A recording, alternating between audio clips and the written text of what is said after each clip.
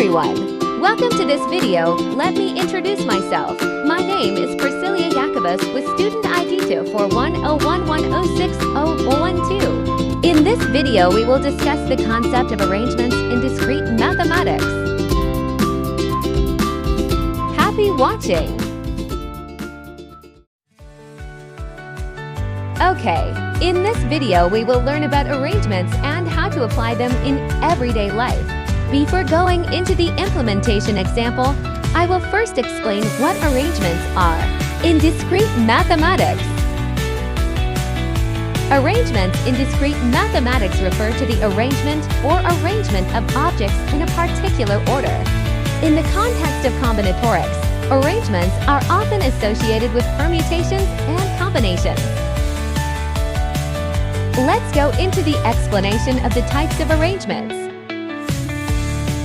The first one, we start with permutation, is an arrangement of elements that pays attention to the order without repetition, arranging n different objects in a certain order without any objects being repeated. Pn R is the number of permutations of and objects taken are in order. N factorial is the product of all integers from n to 1.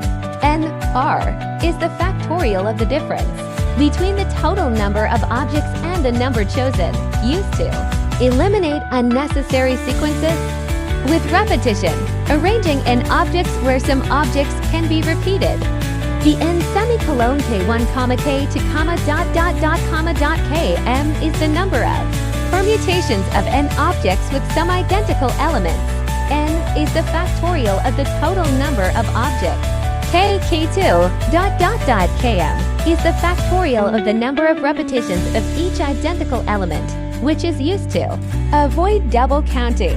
Now we will go into examples of applying arrangements in daily life. We will discuss the concept of arrangements in discrete mathematics with a simple example using apples and plates. We have 5 apples in red, green, blue, white, and purple. We will place these apples into 3 plates. Now you can see that there are still have possibility of 5, with each apple having a different color. In this case, we will put 1 apple for 1 plate up to 3 plates and withdraw one by one by using the concept of sequence and repetition. Let's start from the first apple. We put 1 red apple in first place. Now we have 1 red apple on the first plate, then we're gonna put the red apple back where it was. And we can see we still have 5 possibilities of apple. We will continue for the green apple that will be put on the second plate. And we have a green apple on the second plate.